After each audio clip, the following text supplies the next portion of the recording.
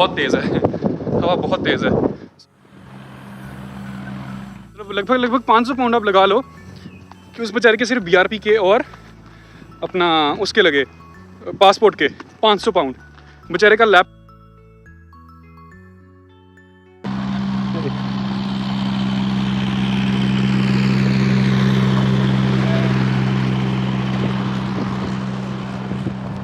हाँ जी, सो वाहिगुरू जी का खालसा वाहिगुरू जी की फतेह सारिਆਂ ਨੂੰ। सो किदां सारे जने, मैं उम्मीद करता सारे ठीक हो गए। एंड अज मैं फिलहाल गुरुद्वारा साहब जा रहा।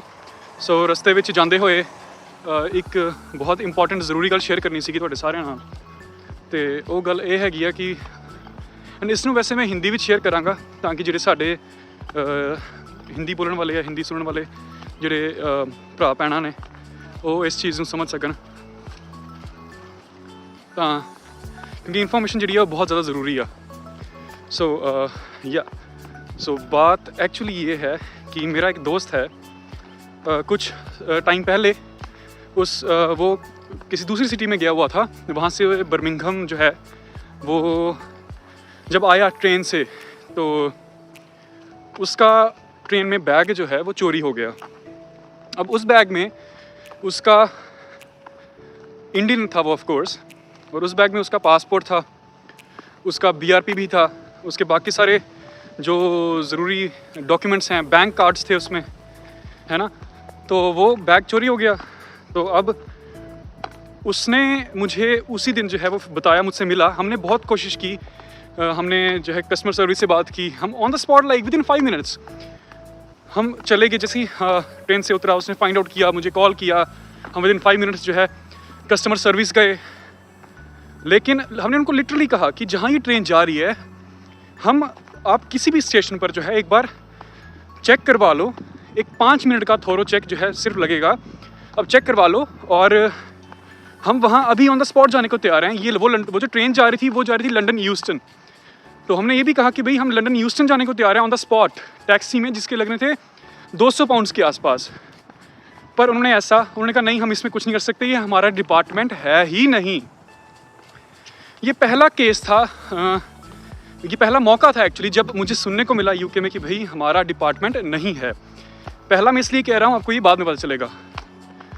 फिर क्या हुआ कि भाई हमने हैरानी तो हुई, ऑब्वियस सी बात है, हैरानी हुई हमें कि भाई ये क्या चक्कर है। मतलब अगर इवन इंडिया भी होता तो भी हम उनको कॉल करके अगर हम किसी स्टेशन मास्टर को या फिर किसी को बोलते तो वो कहता बच्चे कोई बात नहीं, अगले स्टेशन में हम स्टेशन मास्टर को बोलते हैं, एक हल्का सा चेक हो जाएगा, मिलता है बैग ठीक है, नहीं मिलता तो नहीं मिलता है ना। एक बार कोशिश तो हो जाती है कम से कम, समझ रहे हो। तो हुआ ये, हवा बहुत तेज़ है। सो हुआ ये एक्चुअली कि उन्होंने मना कर दिया, हमारा डिपार्टमेंट नहीं है, ये नहीं है, वो नहीं है, अब ऑनलाइन पोर्टल पे डालो, उसको रिपोर्ट करो, एक्सेट्रा है ना। तो अब ऑनलाइन डाला भाई, सब कुछ किया। फिर आगे नेक्स्ट कंसेक्यूटिव डेज़ में जो है उसको रेगुलर कहा गया कि भाई जाओ आप एक बार ना आकर पूछ लो, मिला नहीं मिला, ऑनलाइन चेक करते रहो, मिला नहीं मिला। और हमने एक्चुअली वही किया। और हम जो है मेन उनके जो ऑफिस थे हम वहाँ भी जाते रहे, उनसे पूछा, ऑनलाइन भी चेक करते रहे, पर कोई अता पता नहीं था उनको। फिर थोड़े दिनों बाद लाइक हफ्ते 10 दिन बाद कहते कि भाई स्ट्राइक्स, मैंने आपको जैसे पहले भी वीडियो में बताया था कि यहाँ पर स्ट्राइक्स बहुत ज़्यादा होती हैं। तो उन स्ट्राइक्स के चक्कर में कह रहे हैं कि भाई एम्प्लॉइज़ जो हैं स्ट्राइक पर हैं, इसलिए पक्का जो है वो कुछ नहीं कह सकते हम, क्या पता लेट मिले थोड़ा सा, तो आप 21 दिन या 30 दिन के आसपास वेट करो। उसने कहा ठीक है, हमने कहा ठीक है। उसके बाद क्या हुआ कि भाई इतना वेट करने के बाद 1 महीना हो गया, हम फिर से गए। कहते कि आप कोई बात नहीं, आप थोड़ी देर और रुक जाओ, क्योंकि आपको पता है स्ट्राइक्स कंटिन्यू हो रही हैं। 2 महीने हो गए, ऐसे ही निकल गए। फिर फाइनली क्या हुआ कि उसको कोई मेडिकल इशू आ गया। अब उसकी वजह से क्या हुआ कि उसको लगा कि कहीं मुझे इंडिया तो नहीं जाना पड़ेगा। तो उसने, अब उस बेचारे को हड़बड़ाहट होने लगी कि भाई क्या किया जाए, पासपोर्ट का ना पासपोर्ट है ना बीआरपी है, कुछ भी नहीं है। फिर उसने बनवाया। अब जब वो बनाना था तो उसके लिए रिपोर्ट चाहिए थी।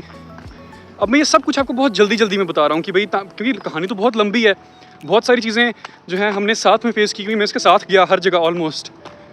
तो सबसे पहले तो रिपोर्ट ना करें। अगर हम जाएँ नॉर्मल पुलिस को, जब हम कॉल करें, लिटरली 1 घंटे भी जो है वो कॉल होल्ड होते हुए देखी है मैंने। 1 घंटा कॉल होल्ड पे थी, तब भी फ़ोन काट दिया। हम ऑफलाइन गए, नहीं हमारा काम नहीं है, ये ब्रिटिश ट्रांसपोर्ट पुलिस का काम है। हम उनके ऑफिस में गए कि नहीं ऑनलाइन रिपोर्ट करो, ऑनलाइन रिपोर्ट किया, हफ्ता एक ट्राई किया, उन्होंने नहीं उठाया कॉल। एक फिर ब्रिटिश ट्रांसपोर्ट, ये करते करते 3 महीने हो चुके थे ऑलरेडी। फिर ब्रिटिश ट्रांसपोर्ट पुलिस को जो है फाइनली जाके, मैं उसके साथ बैठा हुआ था, फाइनली जाके उन्होंने जो है वो कॉल उठाई। 40 मिनट्स के आसपास का वेटिंग टाइम था। उसके बाद उन्होंने कॉल उठाई और कहते हैं मतलब बात की उन्होंने, स्टार्ट की तो नाम वगैरह पूछा। हल्की सी देर बाद ना, मतलब एक्चुअली मैं उसकी तरफ जो है वो कर रहा था, मतलब मैं उसके साथ बैठा हुआ था। तो उसने पूछा कहाँ, इंडिया में कहाँ से हो? तो उस लड़के ने बताया कि भाई मैं जम्मू से हूँ। तो वो आगे से जो है मैम कहती कि ओह वाह, मैं भी जो है जम्मू से हूँ, एक्चुअली कश्मीर से हूँ। तो मेरे एक्चुअली मैं नहीं, मेरे जो है वो एंसेस्टर्स, मेरे दादा दादी जो है वो कश्मीर से आए थे यूके में। तो अब मैं साथ बैठा था, मैंने उसे फ़ोन ले लिया, मैंने कोई बात नहीं दे, मैं बात करता हूँ। मैंने उनसे पूछा कि भाई आप सिख हो? कहते हाँ जी। फिर मैंने उनको कंफर्टेबली सारा मसला बताया कि भाई अपना कैसे कैसे जो है, जो भी अभी मैं वीडियो में बता चुका हूँ, सेम तरीके से मैंने उनको भी ब्रीफ में ही जो है सारा मसला जो है वो बताया, समझाया। तो उनको भी ऑफ कोर्स बुरा लगा, उन्होंने सॉरी भी बोली, कहते हैं मेरी तरफ से सॉरी है कि भाई ऐसा आपको फेस करना पड़ा। तो उन्होंने रिपोर्ट दी। फिर जाके फाइनली जो है पासपोर्ट के लिए अप्लाई हुआ, जिसमें लगभग उस बेचारे के लग गए, पासपोर्ट में लगे 150 पाउंड, 150। एंड BRP अप्लाई किया ऑनलाइन, उसके अलग से लगे 350 पाउंड, 350 पाउंड्स।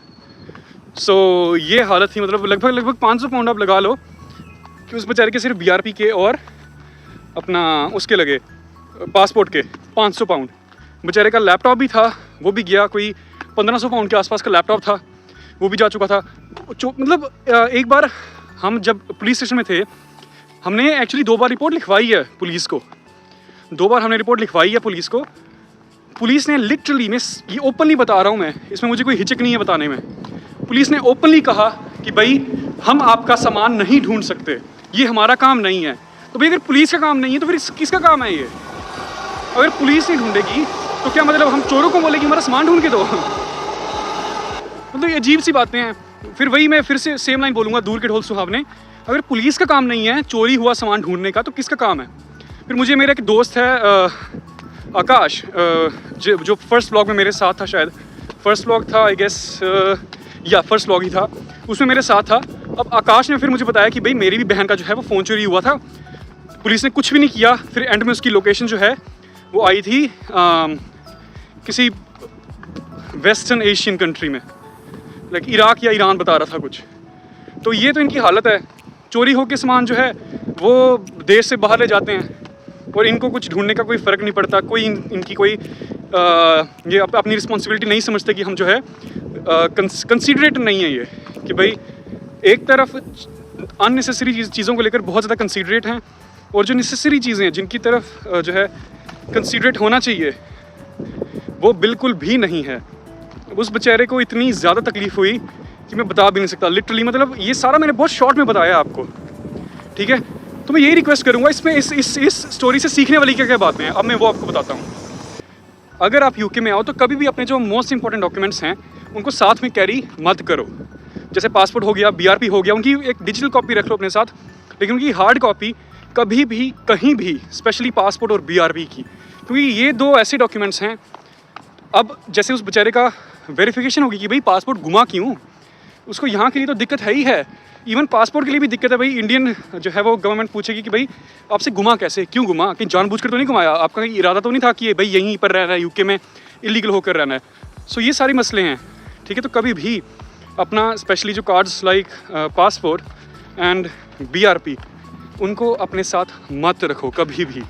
उनकी फ़ोटो कॉपी रख लो, उनकी जो है फ़ोटो रख लो, ठीक है? डिजिटली उनको सेव कर लो, लेकिन उनकी ओरिजिनल कॉपीज़ कभी भी अपने साथ मत रखो, ठीक है? सबसे बड़ा मेन लेसन जो है वो ये है, क्योंकि यहाँ पर कब आपकी सुनवाई नहीं होगी। मैं साफ साफ बता देता हूँ, यहाँ पर आपकी सुनवाई नहीं हो सकती कुछ भी, ठीक है?